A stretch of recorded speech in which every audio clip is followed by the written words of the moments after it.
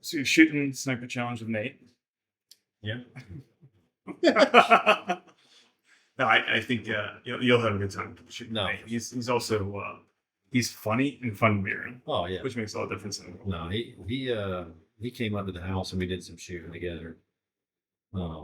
He's a good shot. So we're just trying to get on the same page as far as like how I talk and break down ranges and Like communicating is communicating and stuff like that, because that's going to be huge in those type of environments. So I think they are.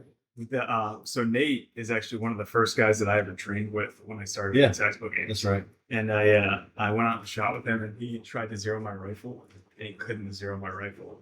And because I told him, I was like, hey man, like I'm doing exactly what you're telling me to do. I'm not a bad shot, just won't zero. He's like, dude, this rifle won't zero. Yeah. I don't know if it's an optic or what it was, but it was not happening. Yeah, well, it happens. All right, so thanks for joining the Tactical Games podcast. Thanks for inviting. We're here. You're ROing this weekend. Yeah. At the Brownells event. First time as an RO. Yeah, first time. Are you excited? Yeah, super excited to see how everybody's worn out after doing it. So why not come enjoy the stuff for a little bit? We had a volunteer came up to me. He's competed a couple times. He's a really nice guy. He came up to me after our last event. He's like, "Hey, you got me on this one. I'm never doing this shit again." That's right. Well, you got to give back. I mean, it's like I've got to enjoy competing so much, and like this is an opportunity. Like JP's the sponsor for this thing. My rifle sponsor, so I didn't necessarily want to compete, and I was like, well, why not take the opportunity to get on the other side, and still it's an opportunity to be around, and I'll go vet some stages and stuff like that, so get a chance to shoot and be around the dudes. So Yes. It's not a bad deal. No, it's ROing. I actually enjoy it because you determine how successful the stage is. Sure. Right? Like the person that's running the stage is the differentiator, because we do everything that we can to make sure the stage is designed well. Right. People are always searching for holes in the stages. That's right. So as the RO, your job is to make sure that it doesn't happen, or you've mitigated as much of that as possible during the vetting process. Yeah. So excited to have you here for that, and we'll have a good time this week. So before we get too much deeper into it, Kirt, introduce yourself. Tell us a little bit about who you are and how you got started in tactical games. Yeah. So like Kirt Finnell from Rome, Georgia, a small town up in northwest Georgia. Born and raised there. Went and played football at the University of Mississippi. After that, I bounced all around the place, all types of career paths, mostly a chef for the most part. I didn't know that. Yeah, most people were kind of surprised by that one. So I went to culinary school and did the whole thing after college. Yeah.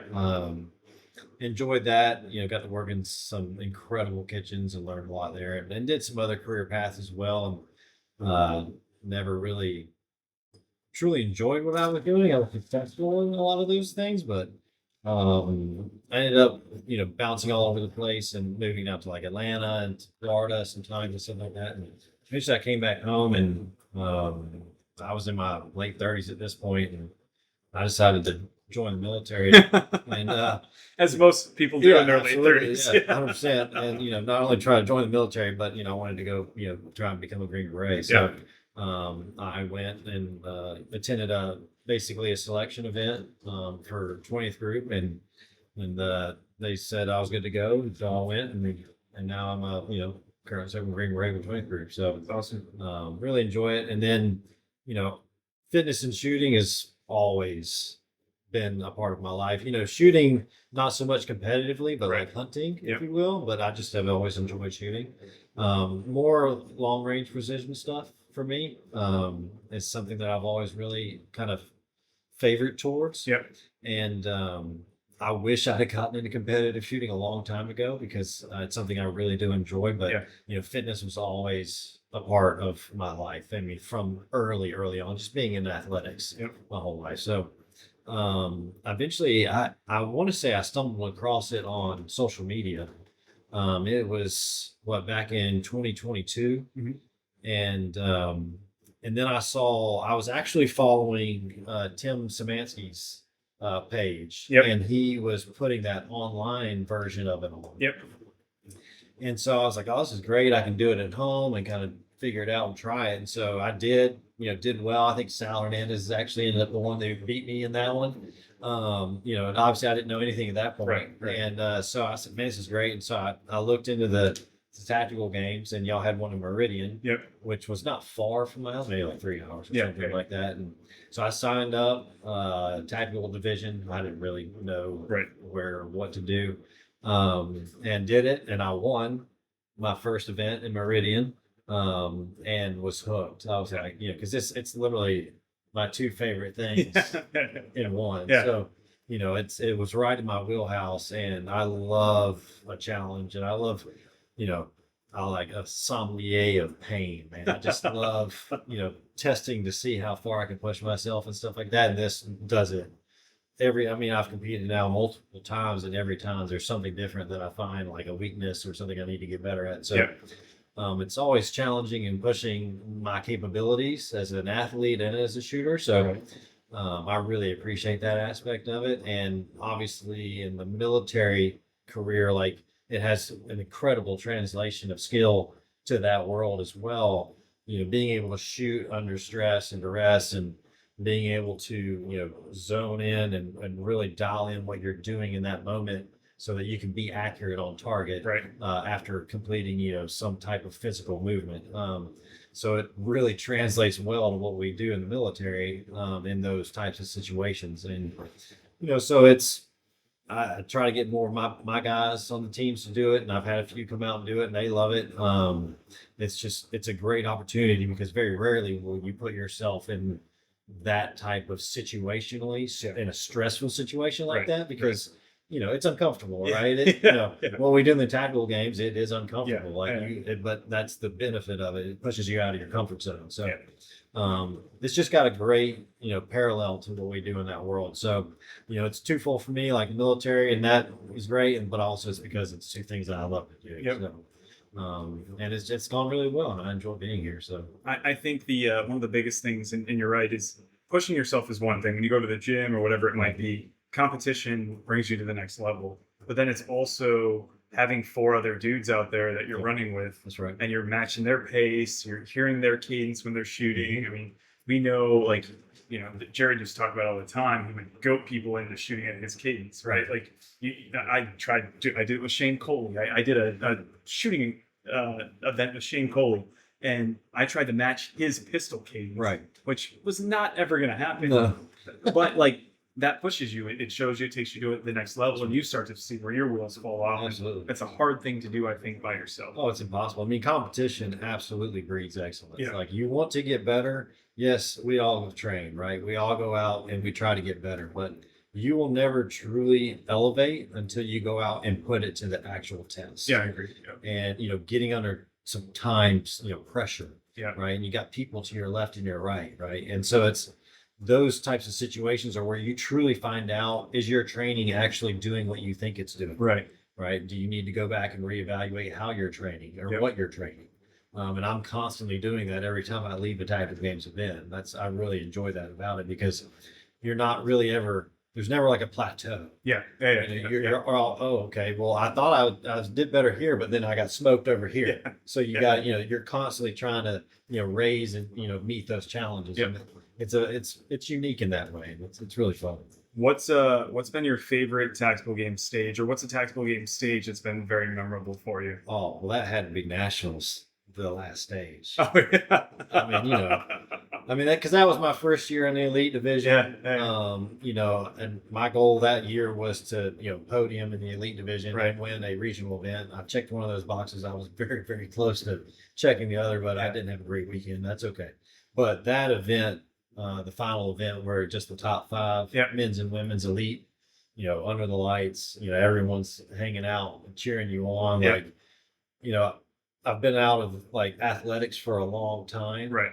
And, that feeling that you get when you're like on the field, playing a sport or whatever it is, and the lights are on you and everybody's screaming and yelling and stuff like that. Like, there's just a different level of excitement. I mean, I'm getting goosebumps just thinking about it, just because it's just, you can't replicate that. and you can't. It's hard to get that. Right. So it's almost like a high that you're chasing. Right? And I hadn't felt that way in a long, long time. And so it was truly special. I mean, it almost brought me to tears after it was over, just because of I'd worked so hard to get there. Yeah. And I made it, and just to have that experience with those people that I've been battling out all weekend with, Right. was truly incredible. Yeah, it was from a spectator's perspective, because that's what I became at that point in time. I was out there and maybe ROing the stage, but we had so many other people out there. I just became a spectator, and it was awesome to watch every single individual out there, the culmination of a year's worth of work, just being put on display. Oh yeah, And you dumped it. That was everything I had. When it ended, I was just there. I was just on the ground. I was like, I got nothing left. Like it was everything I had. I like that stage a lot too, because it allowed you to leave everything out there, having the first half kind of contained, and then the second half just like, all right, go out and visit. Physical output. Yeah. What you got left. Yeah. At the end of a 3-day weekend, Yeah. you can get the shit kicked Right out. before that, we did a sled pull, literally the stage before that. And I was like, we had another one. I was like, here we go. Yeah. Oh, that's awesome. What's been your favorite venue that you've been to in any of the competitions, whether it's with us or with another organization? What's a venue that you like? I mean, I'll probably have to say, because like I'm a long range guy. Yeah. So probably down in Florida, where we have that long range stage, and it's the width of it and the depth of it, right? So you have to really work in a massive range of targets, and you guys do a really good job. And obviously we had movers down there as well, so that's always fun and different, challenge. So for me, I love that aspect of it. That's a really fun place. And then Reveille Peak Ranch and YO, but I mean, YO is just incredible. Yeah. And there's so many different aspects of each one that I love. I mean, YO is a beautiful place. I'm really looking forward to going there for the Cyber Challenge. Yeah, I'm stoked about that. And so I mean, the favorite one, that's hard to pick, man. There's just little aspects of each one that I really appreciate and enjoy that have really challenged me and allow my skill sets to shine, or basically get crap done. So, and which is great, because it shows me, okay, well, I wasn't prepared. Yeah. So it's that's the beauty of it. Has there been a stage that you showed up to thinking like, all right, this is mine, this is my jam, and then you just blew it? Yeah, I mean, it was at Nationals. It was the first stage of the weekend. The mover stage, the long range stage. I was so excited. I can't tell you how excited I was about that. I thought you threw me a bone. I was like, I'm the number one dude in the shoot. I said, this is the number one stage of the weekend. I said, I'm going to come out and just destroy everybody. Yeah. I was like, this is my game. This is long range. I said, I know the movers. I know the math. I know everything that's going on here. Yeah. I said, doesn't bother me one bit. I said, I'm going to absolutely crush this stage. Yeah. I got it. I mean, it was terrible. I mean, coming off that and doing as bad as I did, and having to, and now I'm in the chase. Right. Because I really thought, I was like, I'm going to put a gap between me and everybody. I was like, it's not even be close. Because I knew how difficult that stage was going to be. Like that mover at 500 something was, I mean, that's a hard shot. That's a hard shot. Yeah. So, but that challenged me in ways that I really didn't get to experience, because I've won every single tactical games event I've been in. Oh, really? Every one. I've never been behind. I didn't know that. Yeah. And so the only time that I've been behind like that was at Nationals, because I put myself in that hole, and then it challenged me in ways that haven't been challenged. And so it opened up a whole nother dimension of issues for me, because it just, now the mental game started to get a hold of me. Mm-hmm. And then I started making other mistakes at other stages that were just completely unnecessary, that were just like very rookie amateur mistakes. Yeah. And then it just snowballed. Yeah. It kept snowballing. I kept doing, like, I would climb back and then I would knock myself back down. And I would climb back and knock myself down. Like I climbed back almost into second place after the first day, and then I got knocked back down because I had a terrible stage, and I got back up.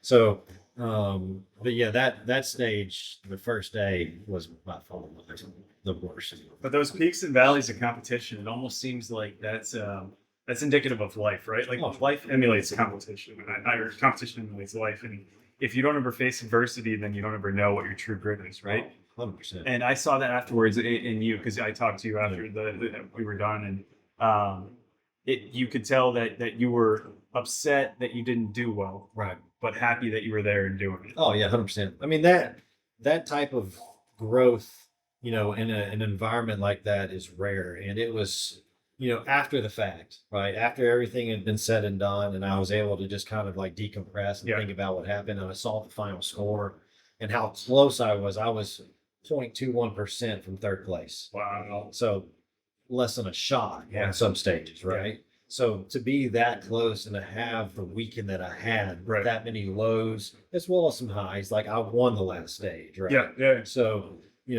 I had some good moments in there, but that growth, I hadn't been given an opportunity like that in a long time, and I needed it. Yeah. And so, like, this year has been a completely different year mentally. Yep. My training is still constantly evolving, and I'm always trying to, test and do different things, but the mental game is where I needed the most growth. Yep. Because I've never been pushed like that. And so it was hugely beneficial to get kicked in the face like that Yeah. multiple times in That's that awesome. weekend, and learn how to come back from it and learn how to deal with it. Because even like, Kyle Martin was like a savior for me that Yeah. weekend, because I would go to him because he's just such a bright soul. Yeah.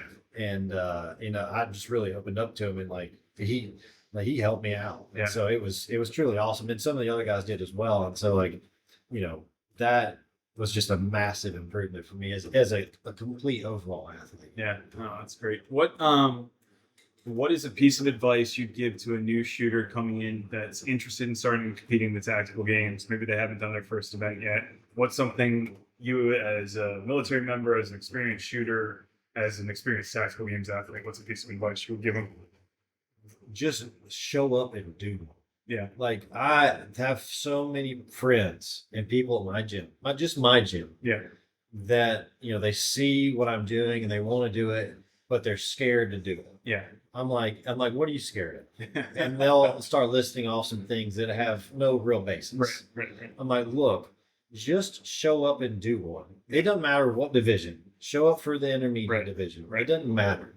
Like, you're not going there to win. Right. You're going there to experience it. And if you can, if you don't really want to do one, go volunteer. Yeah. Like, that's an awesome way to get involved, to get around it, to see how it works.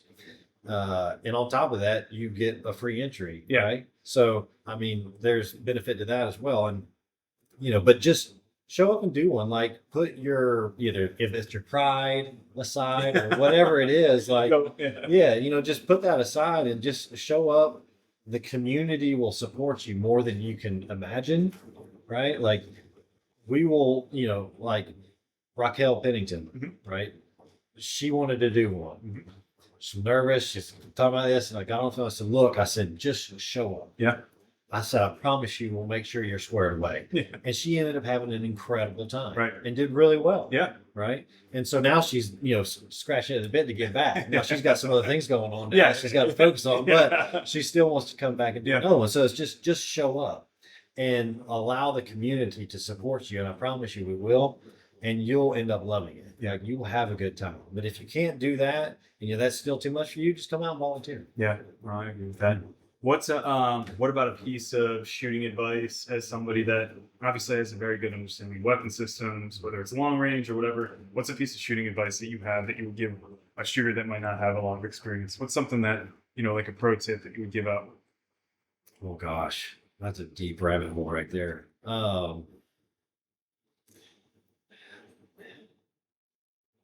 I mean, I'd have to think about that. Because there's so many ways you can skin that cat, because it depends. Like, is this a person that's never picked up a gun before? Say somebody that It's like, hey, they've done their first tactical games competition. They're looking to get better. They want to improve on themselves this season. Yeah. What's something that they can do to help with that? So, what I do, right? I seek out professionals in the field. Yeah. Right. So, like, I go find people that have different areas of expertise. I go to people like, Daniel Horner or other people that are experts in this field of shooting, and seek their advice, and go take classes from them. right? So, Tactical Games offers classes. We're going to talk about Yeah. one here soon. So, like, go seek experts in the field and go take classes from them. Yeah. Typically, it can be a day. Yep. If you're lucky, maybe you can find a full weekend of the classes, right? Right. So, like, go seek those people. Like, if you live in my area, call me. Yeah. Like, we'll go out to the range and shoot. Like, because if I'm teaching someone to shoot, I'm also getting better at the same time. Yeah. And I love that. And you're refreshing things that, Always. Yeah. Because the fundamentals and the basics, people tend to shy away from them and they want the sexy, look good stuff for social media. Yeah. And that's fun and all. And, there's a place and time to do that stuff. But like the fundamentals are really what's going to make you a better shooter, because when you master those fundamentals, and they're pretty basic and what they are. There's some nuances here and there when it comes to different shooting platforms and all this kind of stuff. Right. But those fundamentals, like a good shooter can teach you those fundamentals and help you master those. But if the more people you can go to, the more you can develop your own. Oh, yeah. Because you can find what works better for you. Yep. Like when I was a head chef and I had a new chef come in, I had a way to do things. Yeah. All I cared about was the end product. I said, this is the standard. Now I have a pretty efficient way to get here. I said, then this is how I do it. I said, but your brain's going to work differently than mine. Right. So as long as you achieve the same standard, Yeah. I don't really care how you get there. Yep. So it's the same with shooting. Like there may be little differences in grips and stance and what you see and what you don't. And, then you can pick up those things along the way and be like, and kind of create your own version of what works best for you. Yeah. So don't just go seek one, seek as many as you can. And I mean, that's what I'm constantly doing. I'm always constantly going out and looking for other people and how can I learn this or how can I learn that? And who can I go, get some knowledge from?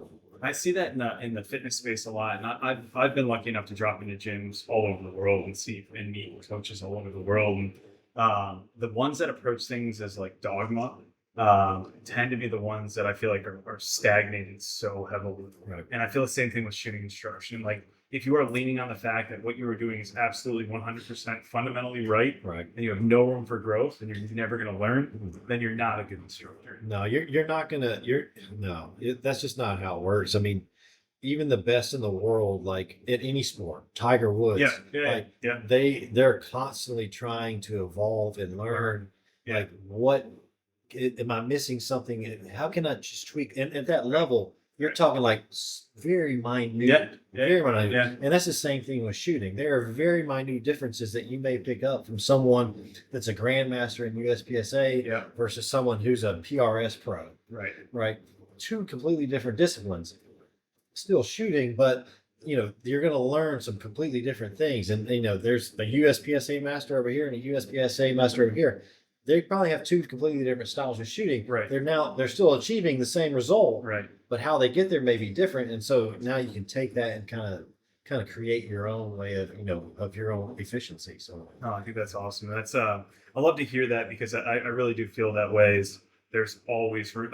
So have you ever read The Subtle Art of Not Giving a Fuck? Yeah. They talk about like the Nathan's hot dog eating contest, right? Where That's right. like the first one, it was 26 or whatever the number was the limit. Right. And Kobayashi came in and crushed it. Destroyed everything. And then now everybody is attaining that, like searching for that goal. So like your limit is your perception. If you can perceive that you can do more based on the instructor's ability, maybe you can.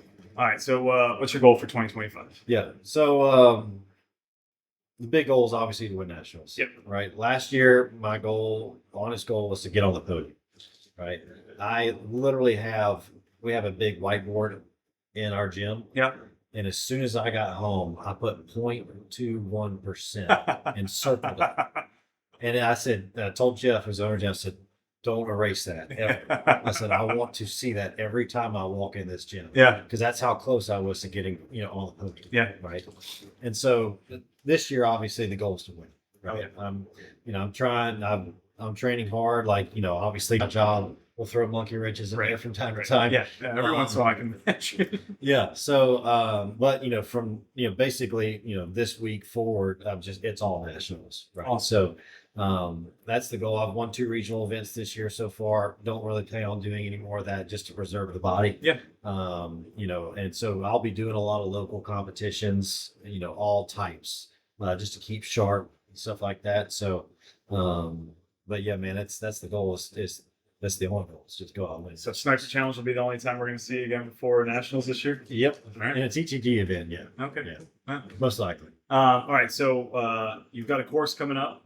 You're teaching a long range precision course. That's right. At RPR. Yep. Why don't you tell us a little bit about that? Yeah. So, long range, like I said, that's really my bread and butter, right? I love long range precision.